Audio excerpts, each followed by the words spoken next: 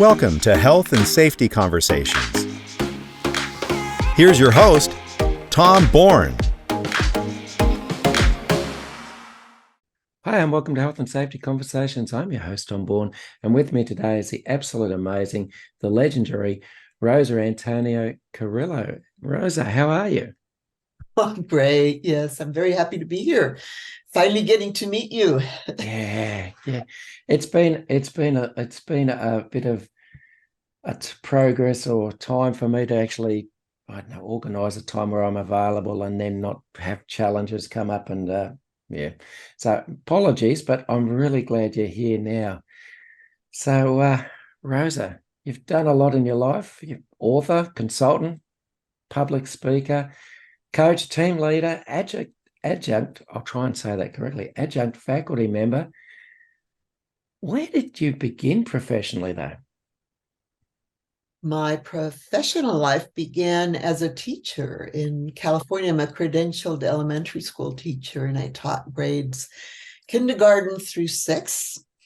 Did that for 5 years and decided that I was not going to be able to make the kinds of social changes I wanted to make within that system because it was, well, it's very bureaucratic and there's a lot of resistance. Although I have to say, at least we got bilingual education started there, and it ran about 10 years before it got debunked and thrown out again. But that was my first career, and I learned everything I needed to learn in kindergarten. Remember that book? No. That was a book. That's a very famous book. And it's true, because I went into organizational development, which is working in organizations to help people communicate, collaborate, build effective teams. And so it's really just a continuation of what you learn in kindergarten of don't fight, don't bite, share. I got to say, I have a lot of respect for teachers. Teachers, particularly with younger children, because I don't have the patience for it. My profession is basically teaching adult learners, ones that know the social norms at this stage. Well, at least hopefully, like, turning up with shoes on, they might actually have to socially interact and do some work. You must be working with older students, because I have a friend who retired and said he just couldn't take the fact that they were always on their phone, the electronic problem that you have when you're trying to teach and everybody's texting. But so everything has its challenges.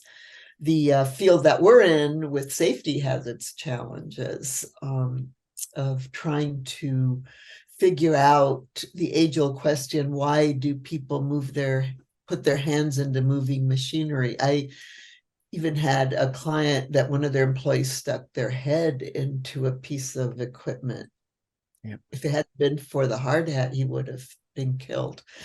So it's working with psychology, how people think, how people react. It's very challenging. Yeah. Speaking about putting hands in machinery, it's an interesting thing. I was speaking to a gentleman up on site yesterday, and he said to me, "Who would you fire first? The person who did a pre-start checklist which identified putting their hand in a piece of machinery was a hazard and then still did it, or the person who didn't do it and stuck their hand in the piece of machinery?" I was like, why are we talking straight away about firing people? I don't understand this. People make mistakes sometimes. Yes, I totally agree with you, because on the one hand, it's very puzzling. Why would people take a risk like that? I mean, the machinery's moving and that it could happen, but you do it anyway. And for many years, we just didn't want to look at the social pressures and that people are under in the workplace that would actually drive them to take a risk in that way. And instead, we wanted to blame the workers and fire them. Yeah. my point to the gentleman was how was he able to get his hand into the moving machinery? Shouldn't we have had an effective guarding system perhaps up instead of this situation actually occurring? But yeah, it's an interesting piece of culture that seems to go around in workplaces. We seem to take 3 steps forward and then 4 steps back. It's one of those constant battles. I feel like we change leaders, we change role models, and all of a sudden we're back to ground zero. It's quite disappointing. Have you always had an interest in culture and particularly workplace culture? Well, I think so, but I didn't know it was culture. I remember my first introduction. Edgar Schein, who wrote Organizational Leadership and Culture, came in.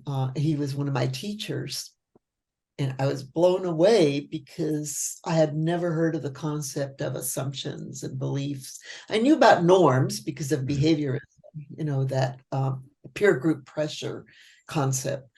But beliefs and assumptions was so much deeper because I myself had done some things I couldn't explain to myself. Why the heck would I do something like that? It's even against my values. I don't even know why I would do that. At that moment, it was that I joined an organization that I didn't realize it had a cult leader, and for a long time I was drawn in to following things, even to the point where it wasn't really in part of my value system, but it was very difficult to get out of that situation because I had a lot of friends, close alliances, people that I cared about, and what culture when Ed. Interestingly, Ed's first wrote about brainwashing in Korea. That's where he got his start. How do you brainwash people? And then, so why do people do things that ordinarily wouldn't do if they were in a centered right mind? So the assumptions and beliefs really explained to me what had happened to me, why that it wasn't like I was a bad person. It's that I was an unaware person, and I didn't know that these forces were causing me to think in a certain way and to do things in a certain way. That is, of course, then after I started learning about culture, I had been doing some work in safety before that, but it had to do with incentive programs, which were very popular in the 80s and early 90s. And we were giving, at Exxon, we were giving away pickup trucks, if you had an accident-free year, your name went into a drawing for a free truck. And then the one year, the guy that won it, one of the employees came up to me and said, well, you realize that he's one of the biggest rule breakers, right? And I said, when I went to graduate school in organizational development and I learned about the systems and reward systems, I was rewarding them for hiding injuries. Live and learn. Those things, we talk about those things all the time now, but we didn't talk about them in the 80s and 90s. All we talked about was human error. 99.9% of accidents are due to human error. So if you can figure out a way to eliminate people, that's the way to improve your safety record. Yeah. Fantastic. Except, of course, the people are the ones who actually innovate and control and help us actually achieve things. But it's interesting. Incentive schemes, I honestly believe every incentive scheme started with the best intentions, the absolute best intentions, but we've never looked at what the resulting outcome is actually going to be in reality. So I hate them, but I understand why they were brought in originally. But it's interesting. You've brought up some interesting concepts for me. The brainwashing bit, I just wonder sometimes if we've had something like 30 or 40 years of workplace brainwashing about, all accidents are preventable, the zero thing. And so that's why people take these, let's be honest, nonsensical ideas and espouse them, repeat them mindlessly. I've never thought of that, but if you've been drip fed something for over a whole generation, you probably are going to fundamentally believe it. Yeah, it takes really something extraordinary to make you doubt it. I mean, it has to be, wow, that's really bad what happened. Now I have, and you start reevaluating what you've been doing. How could you have gone along with it up to this point? And that's what happens when there's a really serious accident. People stop and suddenly realize that, I guess we get on, what do they call that? You just get on an automatic system and you're not even thinking anymore. You're just doing things because that's the way you've always done them. And you don't stop to think. On the treadmill of life. There you go. The treadmill is moving fast. I was going to ask you, what's Rosa's definition of workplace culture? Well, okay. It's transformed quite a bit over the years when, from the time I first met Ed. And I was fortunate enough to have a lot of conversations with him afterwards. And we came to an agreement that the relationships in the organization reflect the culture. Mm. So if that is true, then culture is shaped by the way we interact, the way we talk to each other, and the way we treat each other, basically. That's from just an everyday perspective of you and me right now. We're relating to each other within a cultural norm. Yep. Doing this podcast, okay? But there's also another level of culture, which is the leadership with power, the whole concept of power. And I know we call all the managers leaders, all the organizations I go into, are leaders, but no, a manager, it's not to say being a manager is bad. We need managers. We need people who are going to be out there, looking at the process, how things are being managed. But a leader is very specifically someone who makes the choice to courageously influence people's behavior. It takes a lot of courage. Yep. For a conscious person to go out there and try and change people's mind about things, try and get them to think differently about something, to do things differently. And so culture is a combination of these leaders who are setting expectations, role modeling. They have charisma, they have influence, they have power. And then how the way it becomes a culture is because we accept certain aspects of it and we begin to treat each other in that way. I'll give you a very concrete example. When I was in Australia, I was working with Rio Tinto, and they were having a safety culture conference for all of their safety professionals from that area. And they had awarded one of the general managers the top performance award because they had top quality, they had met the productivity, and most importantly, they had an amazing safety culture. I mean, they had just almost completely eradicated accidents, and they had not had any fatalities, even though in previous years there had been some. So I was really happy I got to interview him. And I said, well, what is it that you did? Why do you think the culture flipped? He said, well, when I got here, everybody was very demoralized because of the numbers, and they had to downsize a lot of employees. And so everybody was just kind of waiting for the next round of downsizing. So he said, I realized that what we had to do, the first thing we had to do is raise morale. And he asked his direct reports to look each employee in the eye, learn their names, and say good morning or hello. I said, and that was it? He said, yeah, that was it. Yep. That was it. Because from that sprung the whole willingness to trust, the willingness to listen.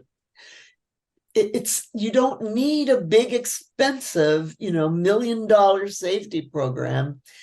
You need to change the way people see each other, recognize each other, treat each other like human beings. Yeah. Yeah. I've seen some genuine attempts which have worked, and I've seen some ticking boxes exercises which have not worked. I remember, I don't know, early to mid 1990s, I was with this fairly large organization in Australia, and the manager on site must have heard something about, building personal relationships. His idea was he would walk through the building, come down from the management upper level, walk through the building once a week in a set pattern, say, hi, how you going? And walk off before anyone could actually say anything, and just keep going with the same phrase to every single person. Not surprisingly, didn't really work. Yeah, he didn't read the whole program. Something about genuine interaction, or I don't know, caring about your people, being open and transparent might be, I don't know, more what the people would have expected. Okay. I read your book, your previous book, A Relationship Factor in Safety Leadership. Congratulations. Thank you so much. It reinforced a lot of my own beliefs about safety doesn't have to be hard. It's a relationship type activity or relationship industry. It's a relational, right. Mm-hmm. Yeah. And, for someone like me who's a dead set introvert, you actually have to do the hard work, because you actually have to want to talk to people and, more importantly, listen to what they say. So, but no, it's actually really good. I just, yeah. Clive Lloyd, I read his book actually before I read your book, and I went, oh, these books are very much the same. They're speaking with the same voice. And I was just, yeah. Yes, Clive said to me, I was almost not going to publish my book after I read yours. But of course, he had to. I mean, he's got such a wonderful voice, and he's done some really good work. Yeah, but groundbreaking, because you actually ran through, instead of just pushing it back on workers and to actually say, let's build a relationship with the people so they trust us, so they feel like they can come forward and tell us the things which are stopping them succeeding, not just in safety, but also in production and everything. Yeah. It's not a rocket science type notion that we're all in it together. We're all on part of the same team, is it? But it must be, because so few people get it.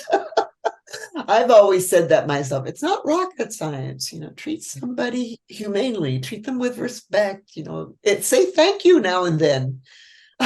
Yeah. People don't even say thank you. It's so basic. I've racked my brain trying to figure out. I know in the U.S. We're much more individualistic than you are.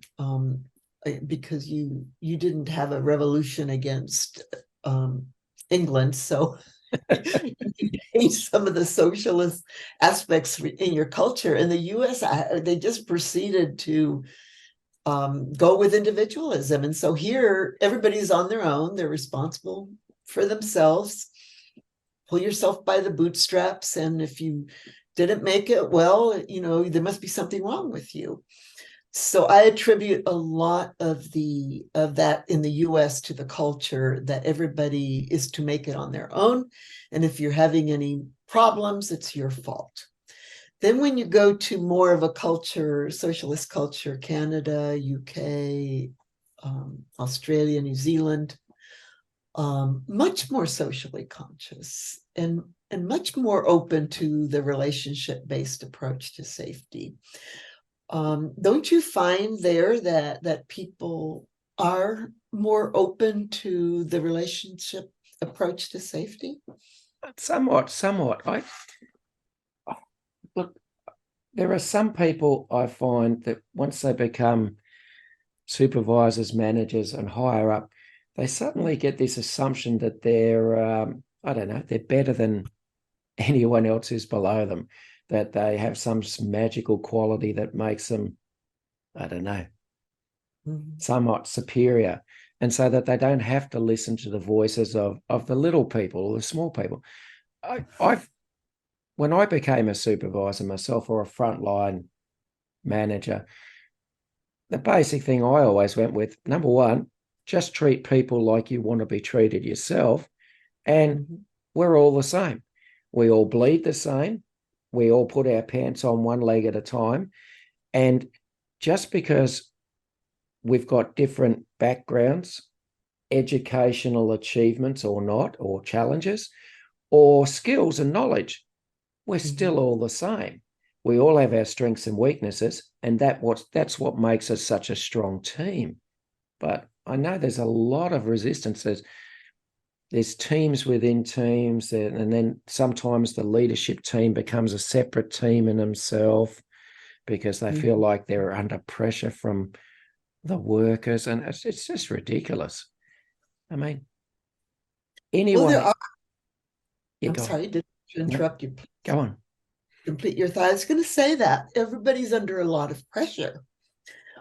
So especially now, let's take, for example, the whole conversation around inclusion and diversity, which is really focused. It focused on people of color. And here in the US, there was a whole Black Lives Matter movement. But it's not just about Black people. It's about all people who have felt that oppressed over the years or they have not felt they've had the same opportunity. And so I was in a session recently where I had some small group discussions on the topic, and there were white middle-aged men. They were practically on the verge of tears because they no longer knew how to communicate or behave in this new dynamic. I never know, how to express myself or to disagree or to, how should I be saying what I really think? Am I doing something wrong? I thought, that was not the intention and the purpose of inclusion and diversity. The intention was to give everyone a voice and to make some people who work from that power position, like you were mentioning, I'm better than this person now because I'm up a notch in a supervisory position, to maybe rethink that they need to act in different ways in order for people to feel safe speaking up about safety.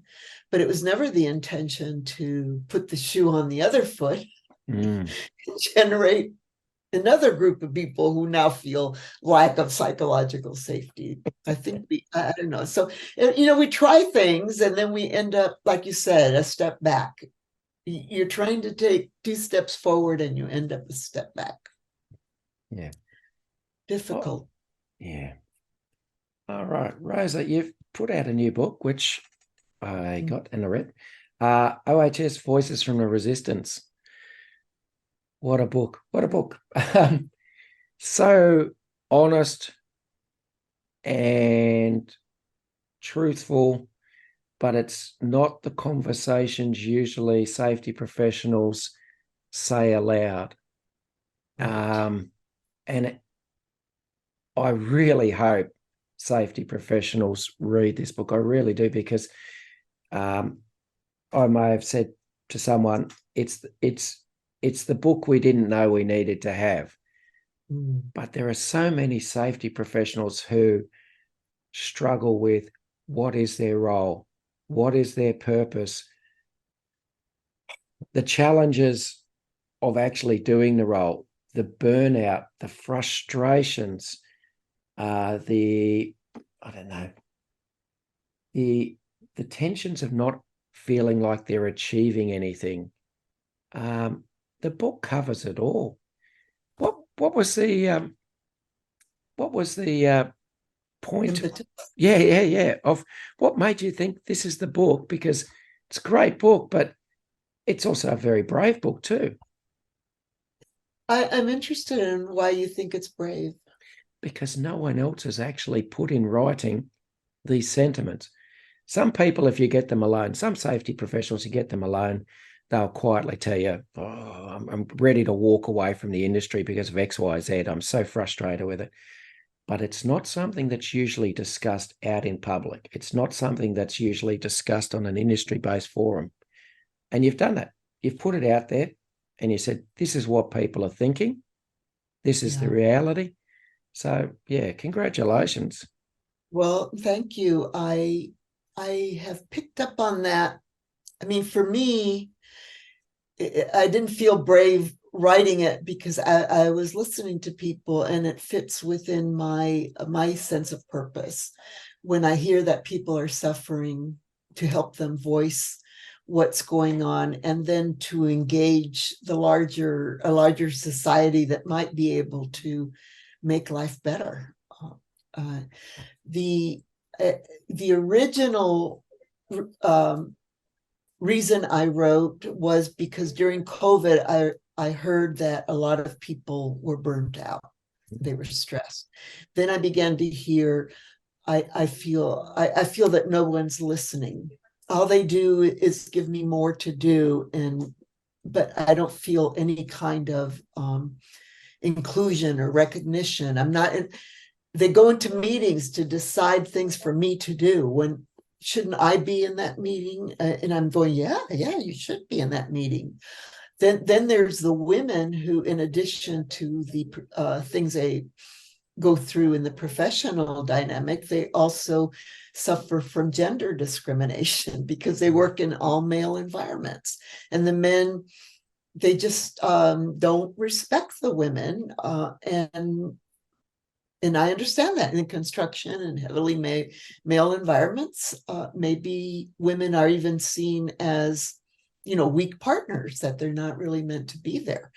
So all of these things, I mean, there's stories in there that will break your heart, of the types of things that safety professionals have endured, and the women, sexually, and emotionally, emotional turmoil that people have been through. So as I began to gather the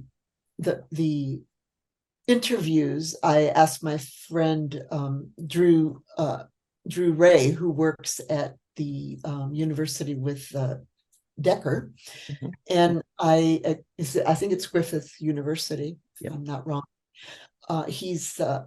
And I said, look, I've done all these interviews, and I did a little survey. It was a very small survey, but the survey said that they were thinking of quitting their job. And they were also saying that they identify with being a helping profession, which is very different from what the profession is usually considered, which is mostly risk management. And he said, well, it's not a very substantial survey, so you're going to get questioned on that.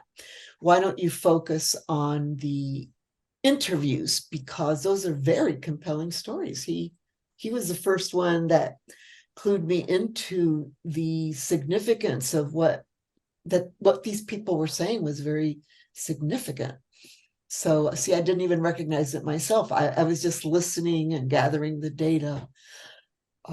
So I started to do that. And then Drew ran out of time. He said he couldn't be involved anymore. And I met another gentleman named Rob Long. A lot of people know him because in Australia. And he's just, it turns out that he gets letters almost every day that say the same thing that I was getting in the interviews. And he started to support me, like almost like I was writing a thesis, right? He became my thesis advisor, helped me, and just kept pushing me and pushing me. And the more he pushed me, the deeper I went. I credit him with finding my voice. I have never been able to really do that because I am a woman of color, and you just don't do things like that. I've always held back. And this time I said, I'm not going to hold back. I'm going to say it the way it is. So thank you. If you ever listen to this, Rob, thank you. It was a work. So in a way, it's a work of a community, because I was gathering the information, but it took a group of supporters around me to be able to bring it to publish it. Because one person, I was not enough. I was not confident enough. I was not strong enough to recognize that this is an injustice, what's going on. And it's not only about safety professionals. Nurses suffer a lot because they're not listened to and they're devalued. Teachers, another group. And it seems to fall on the helping professions. This dynamic seems to fall on the helping professions. So I began to think, wow, are these safety advisors, people working in safety, are they being trivialized, not listened to, because they are helpers, because they are caring people? In our society, our culture does not value people like that. We value aggressive, decisive people who will come in and eliminate half of the employees if that's what's needed. Yeah, that's who becomes CEO. That's true. I often think the safety profession struggles with its own identity because they get told, a lot of people go into it because they care about people. But once they're there, they get told they're risk management professionals, or more importantly, they get shunted into compliance officer roles. Basically, just making sure people comply with this, and we tick the boxes here so that everything looks good, at least on paper, in case we get audited somewhere down the track. It is one of those dreadful things that I think we take the profession in which a lot of businesses don't understand its role, that they are there to provide advice. They are there to provide help. They're not there basically just to ensure boxes are ticked. And they're certainly not just about risk management. Okay. Well, may I correct that? You just said they're not about risk management, because I don't know if I emphasized it in OHS Voices, but I emphasized it in the in the leadership, health and safety profession as a leadership strategy, that the biggest risk we take every day is talking to someone, social interaction. We're not conscious of it, but every time you bring up an idea or you address someone, you run the risk of being ignored or finding out that you've said the wrong thing. You could be discredited, you could lose credibility. It is a huge risk to talk to people. So the biggest risk we manage in safety is psychological safety. Mhm. Are we creating the environment where people can bring forth the hazards that they're facing and the ideas for making the workplace safer? And a lot of it has to do with getting their feelings hurt. Yeah.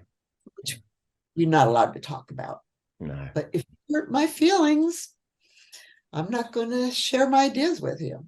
Or if you devalue my thoughts or my background or my beliefs. Yeah. All right. You included towards the end of the book some recommendations. Briefly, for those who haven't read the book, what were some of those recommendations? Redo the curriculum. I mean, we have to start from the beginning with our young people that are interested. And some people talked about why they were interested. I mean, their parents had been firefighters or EMTs, and so they have all of these visions of going into the workplace to actually help people. But the curriculum is not about that. The curriculum is, again, about how to log the injuries correctly so that when the regulators come in, and again, to keep us in compliance and keep managers out of jail, and hopefully keep even safety professionals out of jail. So litigation is the main thing. And then you look at engineering aspects and learning about all the different hazards and how you can mitigate that, but not one word about the social aspects. When you go into the workplace, here you are all bright, new, shiny, with all the laws and all the rules, but nobody wants to hear them. Have you heard that from the young people? Oh, yeah. Why do people listen to me? I know what they're supposed to be doing. Yeah. But they won't listen. Well, guess what? You weren't taught how to introduce yourself. You're a young person, you're talking to people older than you that have a lot more experience than you. Maybe you don't have the right answer. Maybe you have to approach it a different way, asking questions. Yeah. So that's one. The curriculum is a big one. And the other one is the regulators. I don't know if we can do anything about them, the regulators. So I don't even want to go there. I'm more hopeful about the institutions and associations that guide the profession, like the Safety, the Safety Institute, the Association of Safety Professionals, National Safety Council, all of these large organizations with 30,000 plus members that have the ability to communicate and put out ideas for the direction of the profession, but they seem to prefer to stick to the regulator compliance requirements. We had a whole discussion the other day about, okay, here we have OSHA, and that's the regulation, the government regulator for the US. Mm-hmm. And they have to come to every conference. Like if you're going to have a safety conference, then OSHA has to have a little time to talk to you. And they were saying, yeah, but they always get such low ratings. Well, yeah, they do. They're boring. I don't think you're going to fix that. Just have them do their thing and say thank you. But yeah, no, I think the associations that I have a lot. I hope they read my book. I wish that my book could change some thinking or at least raise some questions. It's not a done deal. Yep. There's people that I talk to that are not moved at all by what I have to say. Mm-hmm. They're not. Yeah. Just on that gut feeling, is it a positive future for the safety industry? Yes. I think it's going to split off.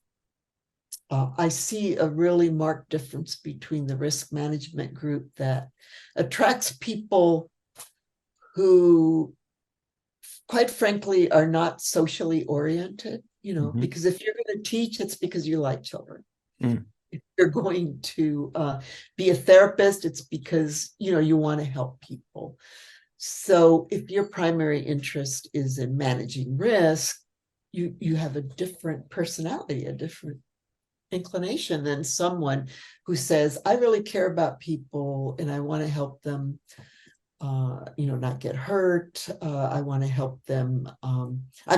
I care about the fact that they have problems at home that they bring to the workplace, and I might be able to help them at least, deal with them in a way so that they're not undermining their awareness during the day. Yep. That's a different person altogether. So I think we're going to split off, which we should, because if you look at the safety handbook, I don't know how many thousands of topics there are in the safety handbook. Who can possibly master that? No one. I had an interesting chat to a gentleman earlier this year, and his job was, he's actually called a safety coach. Mm-hmm. And I was like, oh, what's his safety coach do? And he said, I go around and just talk to people and say, how's your day? What's going on? Is there anything, that you can suggest that would make this safer? Is there anything we can do to make you more comfortable doing your job? And I went, oh, it's a much different role than being compliance or risk orientated. It's a people role. And I could see when you're talking about the split off there, that's possibly a very good pathway. That you have people that, I don't know, are there just for the people. That'd be nice. Well, it's an important piece of the pie. And one of these days, it's really important for the business. And that's why I tried to emphasize that these people-oriented safety practitioners are providing a great service for their organizations because they're providing the care factor. Mm. Mm. Absolutely. All right. Just one last question before you go, just because you sparked my interest when you said cult earlier. One of the things that I get concerned about is we seem to have these sort of divisions within the safety community. You're either safety this or safety that, or behaviorism, you're HOP, you're this. And each individual grouping, to me, almost starts to look like a cult itself, where the people at the top are, almost worshipped by their devotees. And I think we have to move past that. I think we just have to. Do you see those things and just shake your head sometimes? Well, I used to be part of that when I was new in safety, because I was into the culture way back when. I wrote my thesis in 1993 on safety culture, and we were like at the top. What did they say that with the envelope at the front of the envelope or whatever? There's an expression about the envelope. Anyway, we were at the tip, right? Yep. And oh boy, did we make fun of the behaviorists. It was fun. It was fun to make fun of them.